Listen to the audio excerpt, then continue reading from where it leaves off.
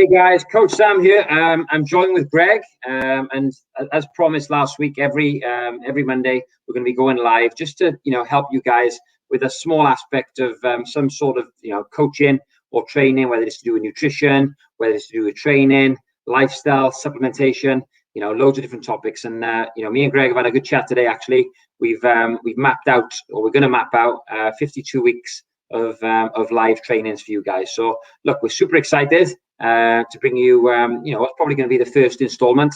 Last week was a little bit of fun, a little bit of practice, and today we're going to be going just a little bit into certain things, but also starting quite basic as well. I think a lot of people, as personal trainers, Greg, do you agree that we get a bit carried away with the deep nutrition when a lot of people just need to understand the basics?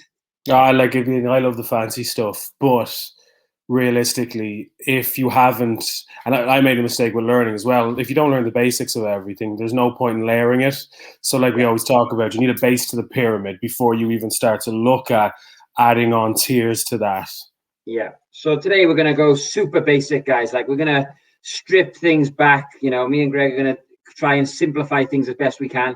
If we get carried away, you can give us a virtual punch to the throat. All right, we're giving you that license. We want to strip things back today because, a lot of clients, I know they just pay me because it confuses me. Look, just tell me what to do. And some people don't want to understand the ins and outs and the whys. They don't want to major over minor things. They just want to be told what to do for them. But then some people, they are interested in learning. And for me, I enjoy teaching, my clients. I don't want to, just tell them what to do. I want to give them the tools and the skills to go on their own. And I think you're the same, Greg, aren't you? I love watching, like, when you have a client for an extent or for whatever amount of time, and then then they leave you and they move on or whatever they do. Then you see them 2 years later and they've actually managed to sustain what you've taught them. It's way more important because everyone sees the after photos, right? But you never share the after photos. No, it's true. And it's funny. I remember last March, I started training a girl called Holly and her partner Tasha and their mother Linda, or Holly's mum Linda. And it was great because I think Holly lost 5 stone. Tasha lost 3 stone. Linda lost a stone, and she thought she couldn't lose weight because of her thyroid, Linda. And Tasha's actually gone on now to do her own nutrition diploma, which is great. Which was, it gave her the confidence. I think losing the weight. She's seen how well Holly's done. She enjoyed the group that I know you're running a similar one, Greg, and we're running a similar one now called Project Health. And she just loved it. And it's given her the impetus to go on and do her own nutrition diploma and become a qualified trainer, which is brilliant. And I'm no longer working with them, but it's great. I played a huge role in their journey, and the education was massive for them. So I'm excited, guys, to help more people this year. We got Lisa on, we got Bevy on. Okay, so we got 23 people watching. So guys, we're gonna delve straight in. Any questions along the way, please let us know. We've put a little presentation together for you. Okay, so let me just share my screen. Okay, here we go. I've done this in Canva. If anyone's into the tech, okay, it's quite a good. Okay, so we're going to talk about, guys, the fundamentals of nutrition. So when I talk about the fundamentals, Greg, what springs into your mind? What do you think about? Calories, macros. Calories and macros. So okay, perfect. So before we go into that, I think this year has made everyone realize that the greatest wealth is actually health, and there is more to nutrition than just being in a calorific deficit. Okay, and we want to explain that to everyone tonight. But like Greg just said, macronutrients are going to be fundamental, especially if you're in that gym environment and your goal is muscle gain or fat loss. Okay, because it all is all going to be determined by a calorie deficit or a calorie surplus. So tonight's objectives, me and Greg are going to take you through it. Is there more to nutrition than just calories and macros? Like Greg just said, it is the most important thing. But is there more to it? Do we need to delve a little bit deeper, even if the goal is just weight loss and fat loss? Are we missing out on a big piece of the pie by just focusing on calories and macros? In terms of in terms of health, in terms of longevity, in terms of the potential of our success. Okay, and we're going to discuss then, how do we know if our diets are actually optimal? Okay, so guys, if there are any questions along the way, let us know. Okay, so hydration is the first thing. So why is water important, Greg? Obviously, silly question. Without it, we're going to die. But Why is it important? Well, there's like I said, we could talk about the multitude of things that actually it does, but people always talk about detoxifying the body, right? Yeah. And people go down all these avenues of taking specific juices and trying to do all these things when realistically one of the most important things you can do to actually aid your body in detoxification is hydration levels. So people always say that the solution to pollution is dilution, right? And it is almost as simple as that. And we are how much water are we made up of again? I don't remember the exact statistic. 73%, isn't it? I think. We look at cognitive function. Cognitive function declines massively when you even start to look at 10% drops in hydration. Performance comes with that. And then all the other aspects that tend to go along, skin health, hair health, all the rest of the things that go with that as well. Yeah, and what about energy levels as well, Greg? Because obviously, we produce energy in the cells. The cells are partially made up of liquid, right? But that's going to be based around like sodium and potassium and how that's based. But in terms of like blood volume, all those kind of things, the vast majority. So transport of energy around the body in red blood cells will be dependent on hydration as well. Yeah. So guys, basically without water, you will die. Okay. That's how important it is. Okay. So, you're not going to overanalyze it, but you need to be drinking lots of water. And how do you stand, Greg, on people saying things like, does Diet Coke count towards my hydration levels? How do you feel about that as a coach? I'll accept it to the point of maybe one can of Diet Coke a day. That kind of level, I don't actually mind. Diet Coke can help, so the carbonation of it can help with like cravings and stuff like that in some studies. So that's okay, but 80 to 90% of your liquid has to be water. And it's one of those things where people always, when we always discuss with people and they struggle, and we'll barter with people over everything, right? So we'll go, oh, you don't like that? Okay, we'll change that. Oh, you don't like that kind of meat? Okay, how about this meat? But when people like tend to try and barter, I don't like water. It's like, be a grown up, drink water. There's not much bartering that comes with it.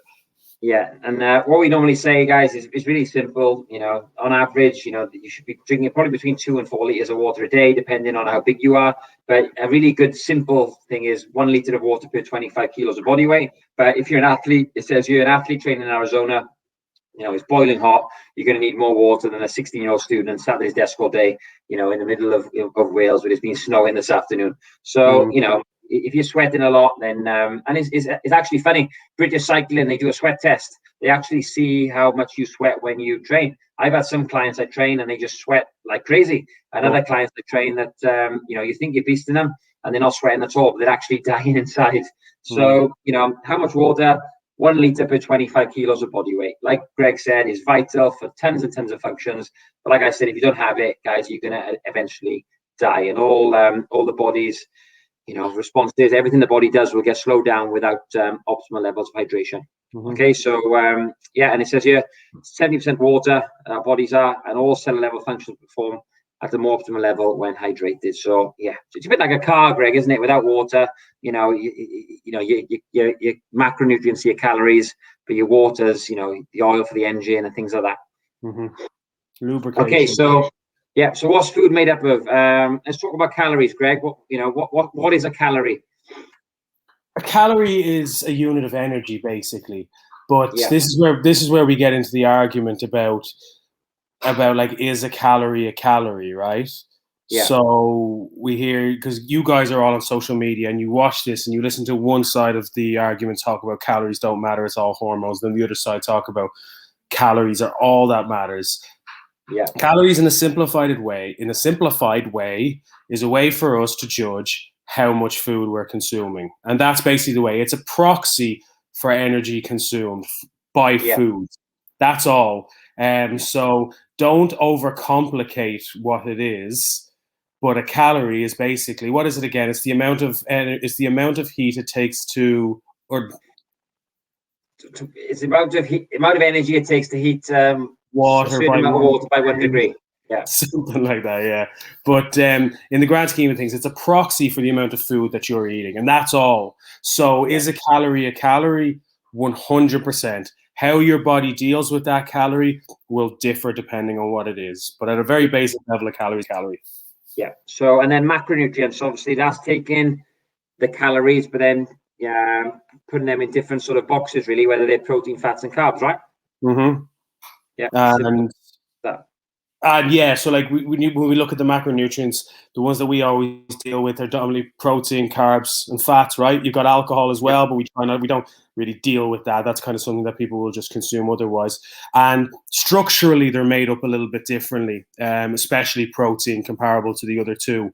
But realistically, they're just responsible for different things in the body, and they possess different amount of calories depending on, like, so a gram of protein is 4 calories, a gram of carbohydrates is 4, and then you've got fat, which is 9 calories.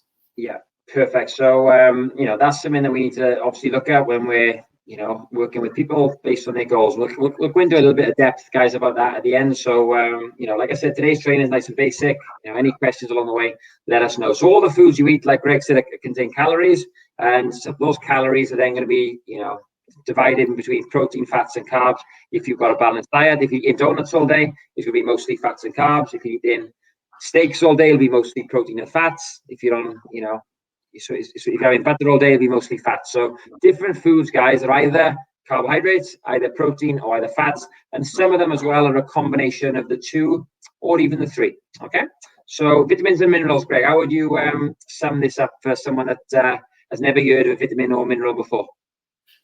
A vitamin is based around water soluble and fat soluble. So you've got, like, everyone hears about A, D, E, and K. They're your fat soluble vitamins. And then you've got your B vitamins, vitamin C, and I'm probably missing something there as well. But basically what these things do is they drive enzymes for the most part. So they make things act more, or they make things work more efficiently within the body. And minerals tend to be metal-based objects, and they do the same thing, right? So both these things just make things in the body work more efficiently based off the food that you eat. So this is where, like, Sam's starting to layer now what's happening. So like calories, where he gets into macros, and now he's starting to touch on micronutrition. So, micronutrition, guys, you're not going to get any necessarily energy from those from vitamins and minerals, but they do help you in tons and tons of ways in terms of boosting the immune system. Like Greg said, they do a lot of stuff inside the body in terms of just keeping your body running really, really well. So your immune system is critical in terms of fighting off infection, fighting off disease, keeping you fit and healthy. So vitamins and minerals are very, very important for that. So it is possible to have a diet that's very high in calories and very low in vitamins and minerals. And that's the problem that you see a lot now in the Western world, where we're eating, foods that are very processed. Okay, so, and fiber, what would you say about fiber, Greg? So when we talk about fiber, depends whether it's soluble or insoluble, right? So fiber adds bulk to our diet. It does other things, which I won't touch on much in this, but it aids in digestion, and a few other things in terms of it's actually quite anti-inflammatory, fiber as well. Yeah. So the big thing with fiber is you're going to get a lot of it in vegetables, which is great. Lots of fruits too. Fibrous rich foods, they're very good if you're trying to lose body fat, because if you have a lot of fiber in your diet, you'll tend to feel a lot fuller for longer. So it does really help with satiety. Okay, but you don't want to have it all in one meal, because you won't be able to get off the toilet. Okay. Right, so next one. So like Greg said, a calories unit of energy. All foods can be classified as calorie dense or calorie sparse, which is, what we're going to try and do, guys, for tonight is give you this sense of whether you're eating the right foods based on your goals. But calorie dense foods contain a lot of energy. What's your favorite calorie dense foods, Greg? What would you overconsume? Pizza, if I had the choice, or ice cream. So pizza. So, what Greg said there, pizza, what is it? Is basically, bread, which is great, covered in cheese. So you're combining fats and carbs together. Okay, donuts, cake. Okay, they're very similar. They're high fat and high carb, and our bodies are not designed really to have high fat and high carb. Greg, in nature, are they? Well, we're designed to, if we do find something like that, to overconsume it. There's a reason why we love that kind of stuff, because things that come in combination, high sugar, high fat, are really, really high calorie, which, like you said, you don't find very often in nature. So when you do, you're genetically primed to eat as much of that as you can. Yeah. So what would be something in nature? It'd be like something like honey, Greg, yeah, where you have some honey and just, yeah. Honey is the highest calorie per gram natural food, I believe. Yeah, that you can get in nature. So, you know, donuts, cake, butter, nuts, olive oil, chocolate, they're all similar things. But you're never going to eat butter with a spoon. But you put butter on bread and you're going to smash it. Is that combination that is lethal. And then calories, you know, more calorie scarce foods are things like fruits, vegetables, lean meats, which are obviously a lot less calorie dense, probably a lot lower in fat. Okay, so we touched on this just now. You know, we always say to increase your protein intake if your goal is body composition. And one of the reasons for that is protein contains only 4 calories per gram. So if you're having 100 grams of protein, that's going to contain a lot less calories than 100 grams of fat. Okay, 400 v 900. Okay, obviously protein is also essential for health. All cells are made up of amino acids, which come from protein, and it helps build and repair muscle tissue. Also, Greg, we can talk about the digestion of protein. Isn't it true that your body burns the most calories actually digesting protein? Yeah, so it's called like the thermic effect of food. So protein increases satiety more so than the other macronutrients in isolation, and then it also takes about 25% of the calories to actually digest it. So like for every gram that you eat of protein, you actually burn up a quarter of that just in its digestion. Whether what is it, 10% with carbohydrates and then basically nil with fat. Fat does basically melt into you. Yeah. So like it does play a major role. So like this is where we touch on like, is a calorie a calorie? Yes, but this is how it reacts differently in the body based off what kind of macronutrient it is. So what Greg just said there, guys, a really simple thing. You could look at your diet right now. Imagine you're having 2,000 calories a day. A really simple thing you could do to maybe get the fat burning wheel spinning is to just increase your intake of protein and maybe lower your intake of fats. Okay, even though your calories can still stay around 2,000, because there's a higher thermogenic effect of protein, your body will actually get less energy at a cellular level because you're going to burn more energy in the digestion process. So 2,000 calories in on both diets, but a higher fat intake diet is probably going to lead to more energy actually reaching the cells, whereas a higher protein diet will lead to a bit less. So you haven't automatically, guys, and I'm doing this a lot now with my clients. I know Greg does the same. The last thing I try and do is bring clients' calories down. I'll play with the macronutrients. I'll play with energy expenditure. I'll try and get them moving more, doing more steps, maybe training a bit more workout volume. One of the last things I want to do is actually lower calories. Whereas, what's the first thing women want to do, Greg, when they want to lose weight? Lower calories. Lower calories. That's the last thing you do, guys. Okay, it's the last thing. I'll actually increase calories before I lower calories with a lot of women, because sometimes I find that you know, it gets them out of that dieting mindset, gives them more energy because they're eating better quality food, and they can actually start laying down a little bit of muscle tissue. Okay, so carbs. Are carbs essential? They are not essential for our health, guys, okay? But they are the most efficient form of energy, and they play a big role in enhanced performance. So do you want to talk a little bit about carbs, Greg, and how they can actually help people from maybe a health and a performance point of view? Yeah, like, I mean, I think they've been demonized quite a lot, haven't they, since the kind of 90s and 2000s. And people seem to view low carbohydrates as the only way that they can lose weight. When, you take carbohydrates out of someone's diet, they're going to lose an awful lot of weight because you're taking out all those things that Sam was talking about, where he's talking about pizza, donuts, crisps, all those things are combinations, right? But women who go particularly low carbohydrate, especially females, for a long period of time, it can be quite detrimental to their health, and especially stuff like menstrual cycle, especially if you're really low calorie at the same time. So a lot of the time, like you'll do it, Sam, and I'll do it as well. When you get a client who's been chronically dieting for a long time on low carb, the first thing we'll do is like, right, carbohydrates go up, calories go up. And they are by nature just a source of quick, accessible energy, but they can be quite important as well.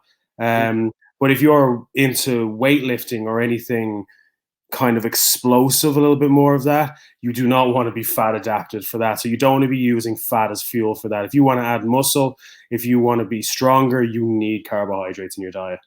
100%. Yeah. So I've been trying to lose a little bit of body fat this year, just nice and slowly, just playing with it. And I swapped my breakfast last week. I was having about 750 calorie breakfast. It was 5 eggs normally, 4 slices of low fat cheese, and some veggies. So I've actually swapped that out, and I've had 100 grams of oats with 200 grams of frozen berries, and a scoop of whey. So the calories are exactly the same. And I measured my body fat today, and I'm down 0.7% in a week. And that's the only change I've really made, apart from doing a few more steps, nothing major. But I trained today, and I took 130 kilos on the squat for 8, and I only did 120 for 8 last week. So my performance has gone up massively in a week just from changing my breakfast. So don't underestimate, guys, the importance of workout nutrition, and it had a big effect on me. And obviously, maybe that's helped because of the increased thermogenic effect of carbs versus fat. Look up, Sam, sorry, there's just a question that's after coming up, and it's the same for me. I can't actually see the presentation. It's still on the main page with us. Okay, so what, you can't see the presentation now? So it's just on, your main Canva page with all your little things on it. Oh, okay. Let me just check that. Okay. Let me know if that's... Respond to one of the questions. So what happens if you're diabetic with carbs? Hey, with Natasha, just respond and tell me if it's type 1 or type 2. It does make a difference.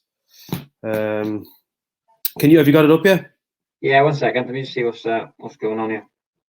I got two. Let me just see what I'm sharing. Stop screen. I use MCT. Tanya, just tell me why you use MCT, if you don't mind. Do you want to try and get back onto it, or do you want to just do it from here? Yeah, I'm on that. It's okay. I think I'm on. Yeah, I can see what's happened.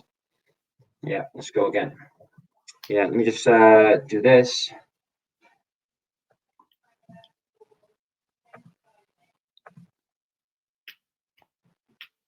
Okay, here we go. That should work now. How's that? Is that better? Yeah, we got it. We got it. So I was flying, then I thought you could all see it. Never mind. So, okay, I'll get to these questions. That's okay. So we went through calories. We were on this carbs and fats, yeah. Mm-hmm. Okay, so and what about fats, Greg? Like, what happens if you don't have any fats? Obviously, fats are very important for women. You mentioned carbs important for women. Fats are probably even more important, right? Well, fats are it's normally a threshold with fats, right? Where they are very beneficial. But I think that what they're tending to find now is actually the type of fat you eat is really, really important. So like polyunsaturated fatty acids, so like omega-3s, things like that tend to be very beneficial, especially for females. But a certain amount of fat is really important. Cell membranes, the phospholipids around every single cell are made up of fat. Fats are responsible for your hormone synthesis and all these other things. Especially with females, boys can tend to get away with it going a little bit lower in fats. But again, you spoke about there's no such thing as an essential carbohydrate. There is definitely such thing as essential fatty acids. Yeah. Okay. So with fats, guys, it's really strange. They shouldn't really be called fats because there's different types, and you got your trans fats, which are things like donuts. And I think if you look at the mid 80s, the average American was consuming sort of 3 to 5 grams of trans fats a day, whereas now the average American is consuming over 25 to 30 trans fats a day, which is crazy. Considering you get around, I think it's 2 to 3 grams of trans fats in one donut, that's a hell of a lot of trans fats that the average American is consuming. And the issue with these fats is our bodies don't recognize them as food because they're human manufactured fats. They're made in a factory. Okay, so comparing, your EPA, DHEA fish oil, which is very anti-inflammatory, very good for the body. Our body recognizes it. Every layer of our cells contains lipids, which contain these types of good fats. The omega-3, the trans fats are totally different, Greg, aren't they? So when we go back to is a calorie, yes, of course it is. It's a unit of energy, but having 30 grams of trans fats a day is going to have a very inflammatory effect, whereas having 30 grams of fish oil a day will have an anti-inflammatory effect. So how's that, do you think, Greg, going to affect fat loss long term? A build-up of inflammation in the body is not something that happens right away. So do we need to worry about whether our fats are coming from good fats or bad fats, or? I think like you said, now you're starting to talk about stuff a little bit further up that like pyramid that we're talking about. And I think, yes, like if you've got calories and macros in check in terms of the balance, and then you want to start to look into things like where you're getting your fats from, I think it can play a huge role. When people come to me and they say, what supplements should I take?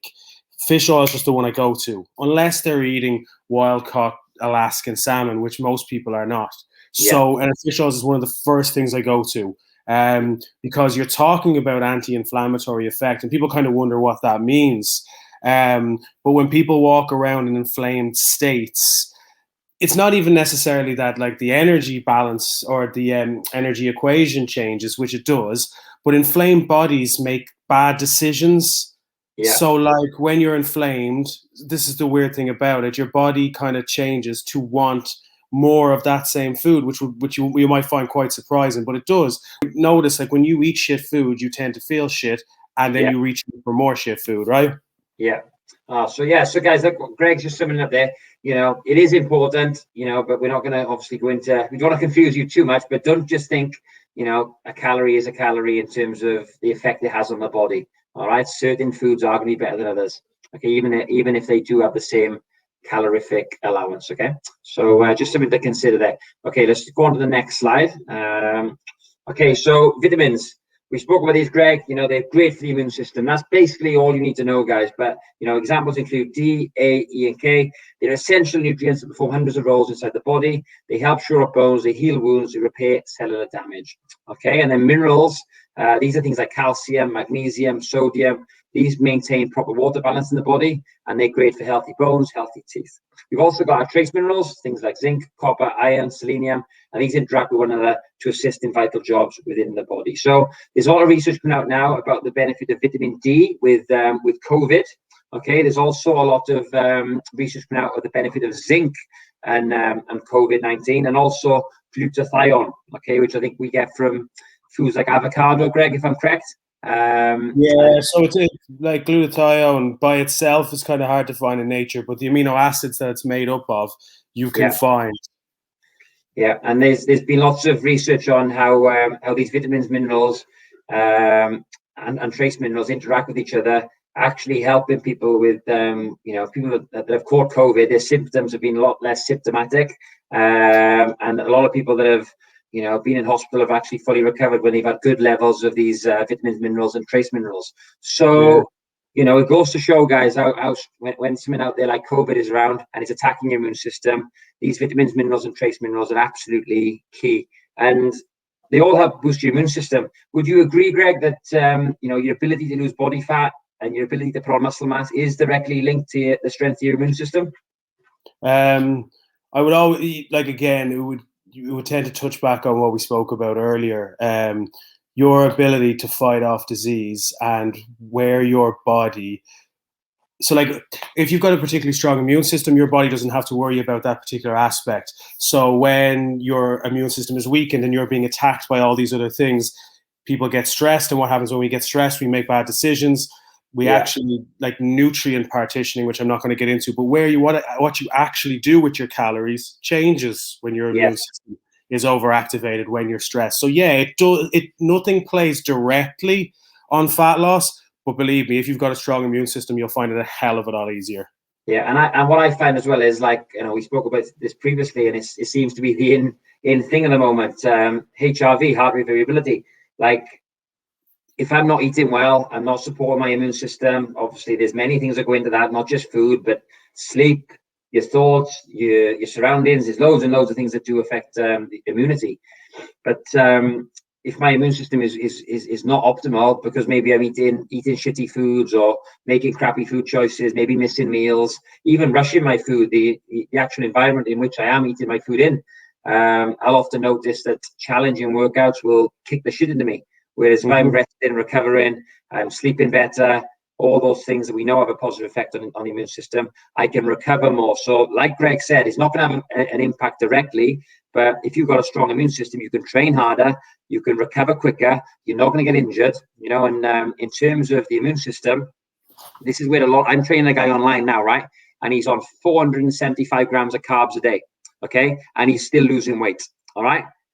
If he's watching, Joe Jenkins, he's got the best diet in the world. Okay, so with him now, he's actually not eating a lot of vegetables because he needs the calories from food. He's on 3,400 calories.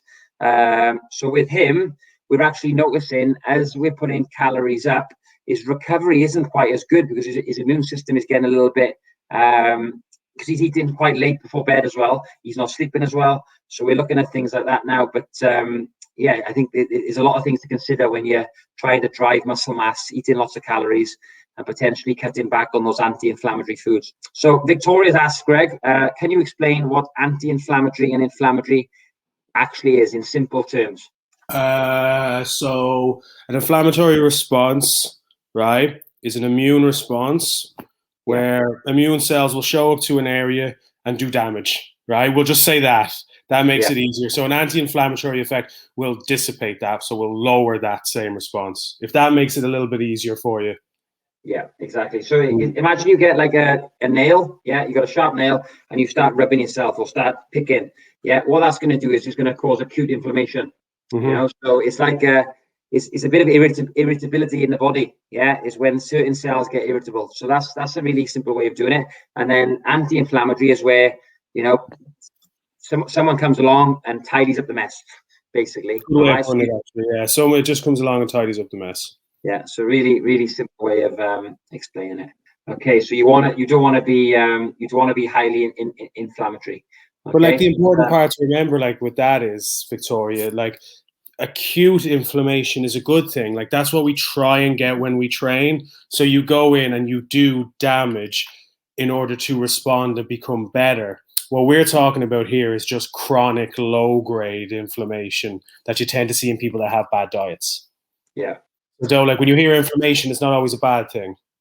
Yeah, it's not always a bad thing. So energy balance, this is going to be the foundation of, you know, anyone's goals. So if you want to lose weight, you want to gain weight, this is what you need to focus on, guys. You haven't really got to worry about, yeah, you know, you should be concerned with it, but it shouldn't be your main focus. Inflammation, anti-inflammatory, phytonutrients, vitamins, minerals, trace minerals. You could optimize all those things, but unless you have this right, you're never going to get to your goal, because ultimately this is the bottom of the pyramid. So energy balance is basically whether you gain or lose weight is dependent on this. Okay, weight gain can be a result of muscle gains or fat gains. Okay, but ultimately you're laying down your tissue, and weight loss can be a result of muscle loss or fat loss, but ultimately you're losing tissue.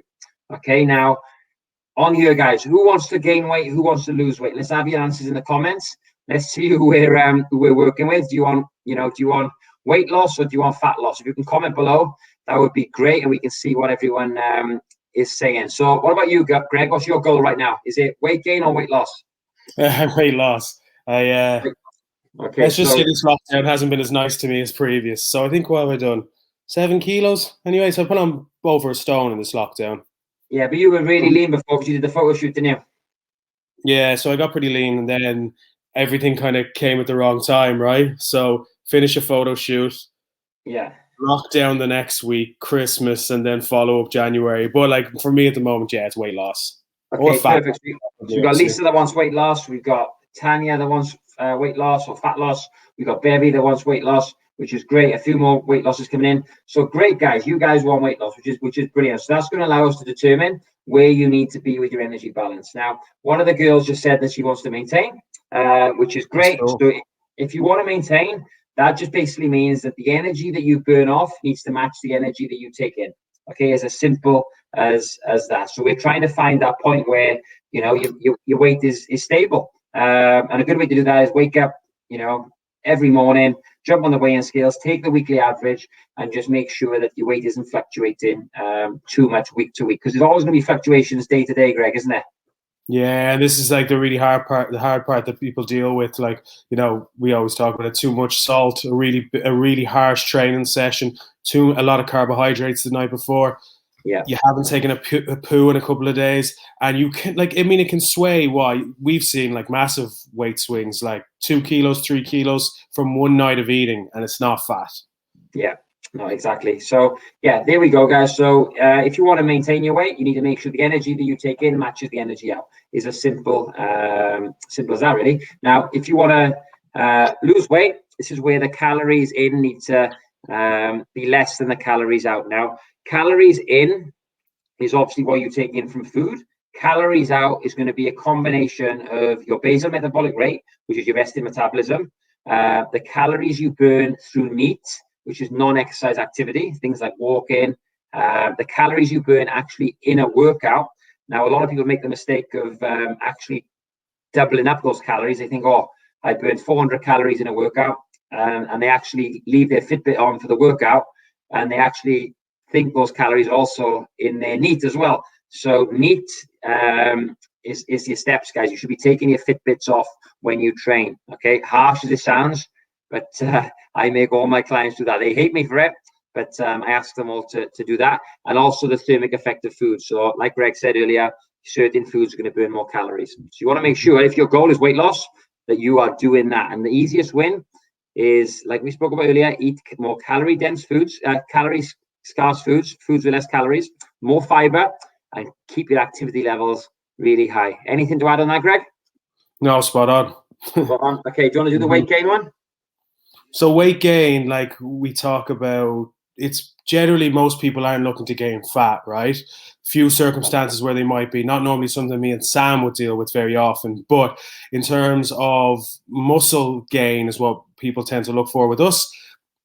In order to gain muscle, the vast majority of the time, not all the time, but especially for slightly more advanced athletes or weightlifters, they need to eat in a calorie surplus in order to do that. So they have to be taking in more calories than they're actually expending, right? Yeah. So there tends to be a little bit of a buffer with that. So you with calorie surpluses, you need to find what your maintenance is somewhere, and you need to go a couple of hundred calories above that in order for you to gain, in order for you to gain weight.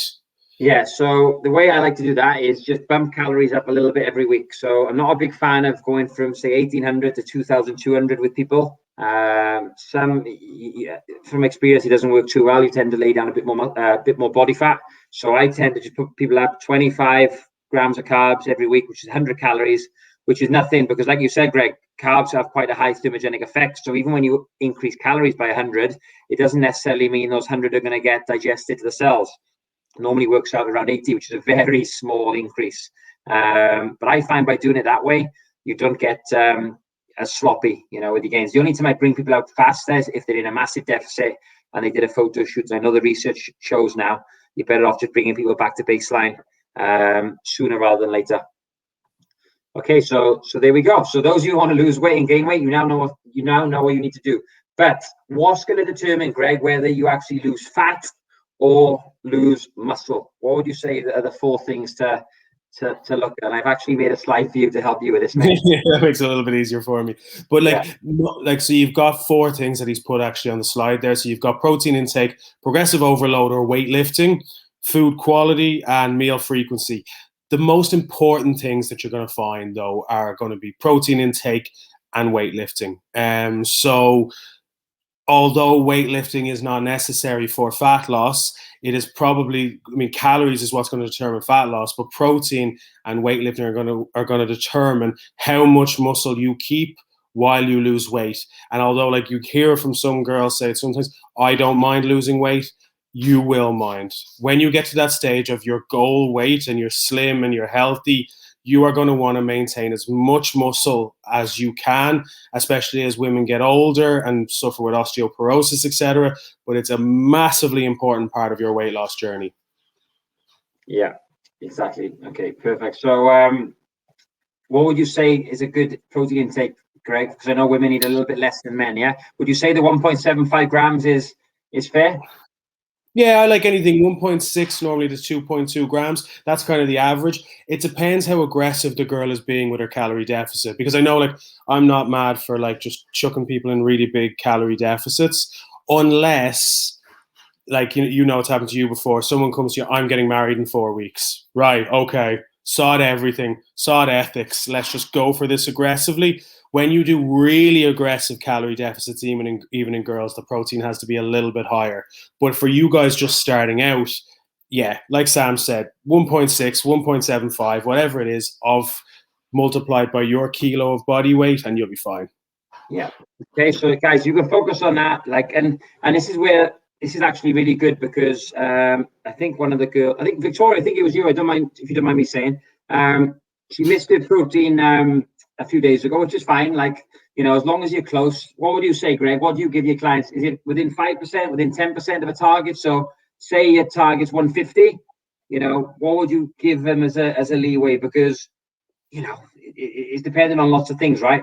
Do you give 10%, 10% either way. Like, yeah, you know, good. Yeah. Because we deal with a lot of perfectionists who, like, you know, they're 4 or 5 grams off their protein target and they see it as a failure. When realistically, you got to give it. Same with calories, you got to give leeway, 10% leeway either way. But the issue is then if you've got someone that's on 3,000 calories and you're giving them 10%, there's potential at the end of the week for them to go 2,100 over. So what I tend to do with people is if they're on low calories, I'll give them 10%. But then as they start getting up to 2,400, 2,800, I really, you know, because what you'll find is 10% of 1,000 is only 100 calories either way, right?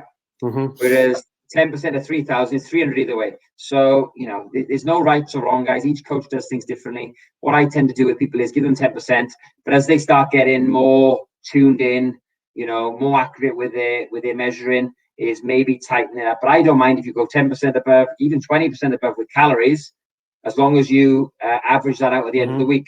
But with protein, we want you to be quite consistent. You can't have a day where you have 100 grams one day and then you make up with 200 grams the next day. It doesn't work like that with protein, Greg, does it?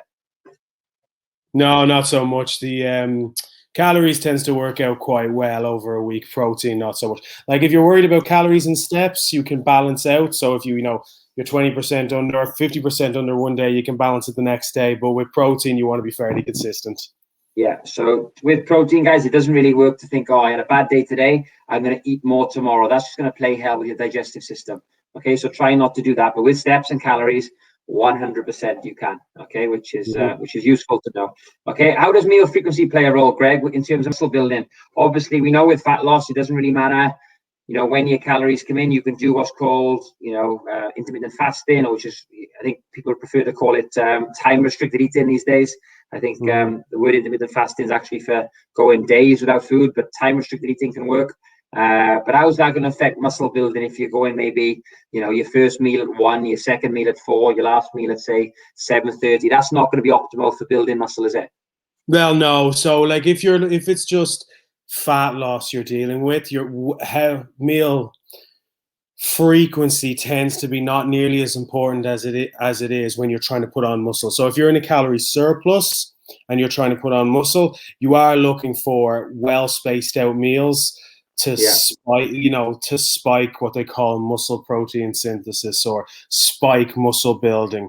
Whereas in fat loss, the body's really, really efficient and thrifty when you pull calories away. So it doesn't really care when you give it its protein or when you give it its fat or anything like that. It'll just take what it's given. The body's a little bit more fussy about building muscle, so you have to prompt it to do so, right? So you have to prompt it a few different times, 3 to 4 times every day to make sure it knows, right now I need to put on muscle, I've trained, blah, blah, blah. In fat loss, as long as you hit that target, it can be 1, 2, 3, or 4 meals, doesn't really matter. So a little teaching point there, guys. If you are trying to build muscle, look at your protein goal for the day and divide it between your feeds. So if you're having 150 grams of protein a day and you're having 3 meals, have 50 grams in each meal. If you're having 4 meals, do the maths, it'll work out around 35 grams in each meal. And that's important rather than having a high carb breakfast and low protein and then trying to backlog your protein in other meals. So optimizing nutrition, what does it do? It enhances your chances of lean body mass, it enhances performance, it gives you faster recovery, and it should lead to lower body fat levels. So the take home, guys, from tonight is really simple. You know, we've gone into a lot of depth. We've done it again, Greg. We've gone a bit deep, but I think that's fine because we're going to make things simple for people. 1 liter of water per 25 kilos of body weight. No excuses, guys. Drink your water. Prioritize protein. Like Greg said, it increases satiety. It's essential. We need it for our health.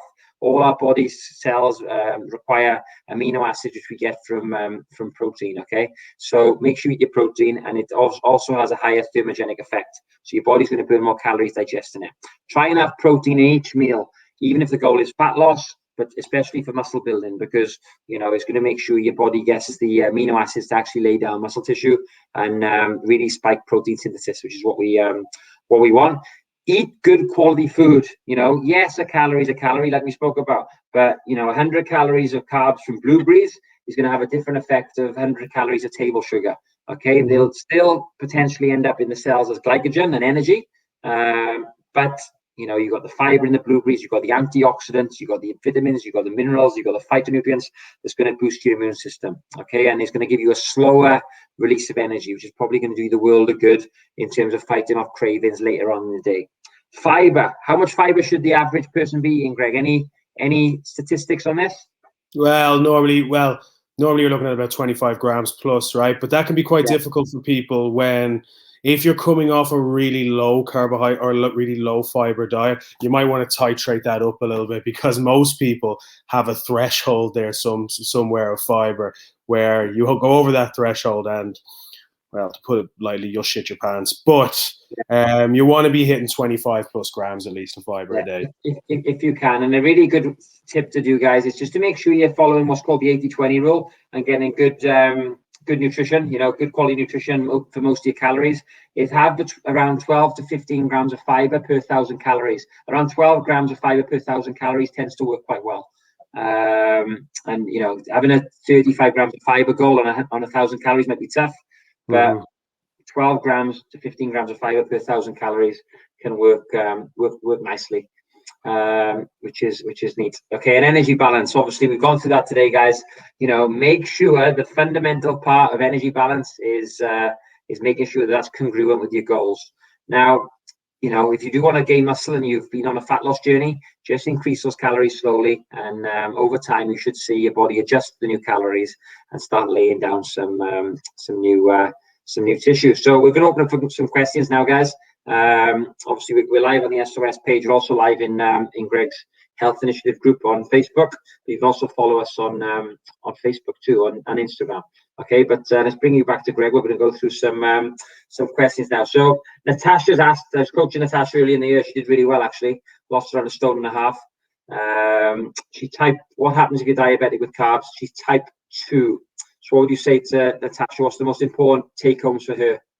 You can go lower carbohydrate in that kind of circumstance, because normally what happens with people who are type 2 diabetic is they lose a little bit of what's called like metabolic flexibility. So you struggle to use fat as a fuel. You tend to want to use carbohydrates more. But so lowering carbohydrates slowly can really, really help with type 2 diabetes and general fat loss as well in that kind of circumstance. Yeah. So for her, if she's going to have carbohydrates, is she better off having fruits and vegetables as her carb source? Okay, I think we've lost Greg. So yeah, so it's always yeah. So realistically, you want as much of your carbohydrates to be backed up by as much fiber as possible, right? Yeah, perfect. Okay, so Bevy said, if I only burn 1,600 and eat 1,600, I'm not going to lose weight. How would you answer that then, Greg? Well, I would say you're burning more than 1,600 calories a day, Bevy, for the most part anyway. It depends on your step count. Like the things Sam was talking about earlier, like NEAT, BMR, thermic effective food, all those things in combination, you're probably burning more than 1,600 calories a day, Bev. Yeah. And if you want results, honestly, this works. It does work, but not many clients are prepared to do it because they self-comparison is the thief of joy, right? We always like Fitbits and nightmares will give you your stats for the week. But say you do 15,000 steps a day, or whatever it is, your average, and you do your 4 or 5 workouts. Whenever you work out, take off your Fitbit and hit the same steps. All right. Honestly, whenever I've done that with clients, they've lost loads of weight. One of my girls last week lost 8 pounds, Rachel, 8 pounds. And we did that one change. And we also got it on some supplements as well. If you haven't been taking the supplements and things have got a bit backlogged, she hasn't got a gallbladder, which obviously affects. We got her some ox bile, some magnesium, some greens, and 8 pounds last week. But the combination of those things meant she just lost a lot of water weight, and obviously her NEAT went up as well as a result of it. So another question: how does PCOS have an effect on weight loss? Should anything be different? So PCOS is polycystic ovary syndrome, guys. For anyone that doesn't know. So basically, what PCOS does is it increases androgens in females. so you've slightly more testosterone. The problem with something like that in girls is it does actually lower BMR slightly. So girls with PCOS have slightly lower BMRs than girls who don't. You're slightly more inflamed as well, but generally speaking, you just need to be more conscious. So you're a bit more insulin resistant than most as well. So you got to be conscious of your carb intake. You can take something like a supplement called myo-inositol will work really well for females with PCOS, but you got to be very wary of how you deal with stress and your stress response. But you might have to go slightly lower calorie than a normal woman. That's not what I mean. Than a woman who doesn't have PCOS. Yeah, and anything you can do, guys, to improve insulin sensitivity is gonna be critical for you. So obviously, a calorie deficit is gonna improve insulin sensitivity. Making sure that your carbohydrates come from low glycemic index carbs will help. Taking magnesium will improve insulin sensitivity as well. So, and obviously, resistance training is going to improve insulin sensitivity, and so will high intensity interval training. That's going to have a big effect on your body's ability to utilize carbohydrates as well. And making sure as well, like Greg said, that you are anti-inflammatory and you're not taking, you're managing your inflammation levels. Fish oil would be a great supplement, because in terms of insulin sensitivity, the lipids of the cell, the outer layer of the cell, is actually made of fat. So you want that to be permeable. Okay, and the issue is with inflammation is when we have too much omega-6 diets, that gets inflamed, and the permeability affects your insulin management. So something to think about. But yeah, managing inflammation is going to have a big role as well, as it will with all goals. So any more questions, guys? I think we've had, let me just make sure we haven't missed any. Had some really good questions tonight. There is one good question from... Yeah. Just one good question from Tanya there. So we were talking about fats earlier, and she said she uses MCTs, and I just asked her why, and she said because it's a good fat, right? Yeah. Okay. So MCT. MCT is it stands for medium chain triglycerides. Okay. So what that basically means is a fat that's easily broken down for energy. Okay. So is high in abundance in coconut oil, Greg, isn't it? Mm-hmm. Coconut oil is quite high in MCT. That's why people put MCT oil or coconut oil in their coffee, because it does give them fast energy. But that's like the most ridiculous way to take in over 150 calories. So do you recommend it, Greg? No, I wouldn't recommend just taking a pure fat in any circumstance, really. Unless you're trying to put on weight, again, like it can work quite well. But it's good. It's a really good way for you to be able to maintain energy in a massive calorie deficit, or in a big calorie deficit if you're eating no carbohydrate. But it's still going to add to your calories. So I would probably say no. Yeah, I don't think it's worth the calories, if I'm honest. Okay, so no, it's not. No. So I hope that's helped you tonight. That was a good little presentation. Let's just recap on this slide, guys. The greatest wealth is health. And a little teaching point or something just to consider to take home is, I think with whatever foods you eat, you're either feeding vitality, energy, and prosperity, and health, or you're feeding disease. Okay, that's ultimately what it comes down to. So you've got to think about it. All the foods you eat, they're either giving you energy or they're taking it away. They're either driving anti-inflammatory response in the body, or they're driving inflammation. So just think about that. But like Greg said as well, macronutrients are going to play a big role, but energy balance is going to be what's key. So for those of you that are not tracking calories, get back to tracking your energy balance. Make sure you're either in a calorie surplus if you want to gain weight, you're in an isocalorific state where you're maintaining your weight, or you're in that calorie deficit if you want to lose weight. Maximize your protein intake around 1.75 grams a day, and get as much of the other foods as possible from natural foods. Avoid those processed foods a little bit if you can, but you still got to have them. The 80-20 rule is good. Me and Greg are not nutrition Nazis, but we just want to make sure that you're eating the right foods that are congruent with your goals. And most people don't eat enough natural foods.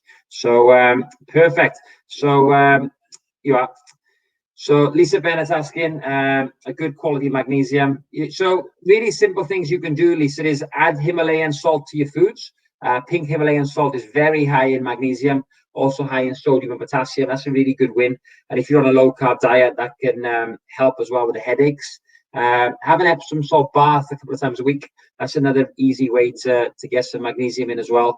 And then you can obviously take it in oral form through a supplement, or you can also get magnesium creams too. Really good ones like magnesium glycinate. That's a really good general magnesium. And we're also bringing out our own magnesium tablet on the 17th of February, because we've got so many clients that want it. And ours is actually linked to zinc as well. Is a zinc and magnesium, and it's got B vitamins in there as well. So it's a good bang for buck product. So I can keep you one of those back if you want one, Lisa. I think they're £15, so very affordable and good quality with the zinc in there as well. So yeah, you have that. Good. There we go. This live is good. I made a sale. Right, and Greg, anything you want to add, mate? No, just we're opening up a few spaces. So if anyone wants to comment below and have a chat with me or Sam, do you want to finish up on that? Yeah, guys, if anyone needs any help, just let us know. Like me and Greg, we love what we do. We're passionate about helping people. Like I said on last week's call, we've got a really good group now. My group's full with people. It's called Project Health. I think Bex is watching. Bex Morehouse, she's in the group, which is great, and everyone's doing really, really well. So Greg's gonna, do the same thing now. My group's full. We got, I think, 45 or 50 in there now. So we're going to get Greg's group to 50, and then we can fill up Zoe's and James's then, because it's great. The community element of what we do helps people. Everyone has their own nutrition plan, and everyone follows the workouts that I'm writing. And it's great. The virtual workouts are a good laugh, Greg, and everyone's working hard. Yeah, they are good, friends. And in lockdown, I think it's what people need. No one wants to be training on their own or go to the park to do chin-ups. It's not great. Doing a class at 6 a.m., 9 a.m. and 6 p.m. in the night with the coaches and with our community is great. So having having those workouts, and then having a coach like myself or Greg to basically give you a paint by numbers approach to nutrition. We tell you what to do for you. It's not a cookie cutter plan. It's not a men's fitness plan or women's health program. The program's designed for you and your problems, and it's a roadmap to where you want to be, basically. So if anyone wants any more information about that, just let us know, guys. Like I said, my group's full, but Greg's got spaces available. So yeah, I've got a woman actually, Greg, that I'm going to introduce you to after the call. So yes, we've got a few inquiries today already. But guys, yeah, I'm watching Marcella on Netflix. Anyone seen that? Oh, if you watch Marcella on Netflix, it's like a Luther-based drama. Oh, unbelievable! I watched Cobra Kai. That was great. The old Karate Kid, like 35 years on.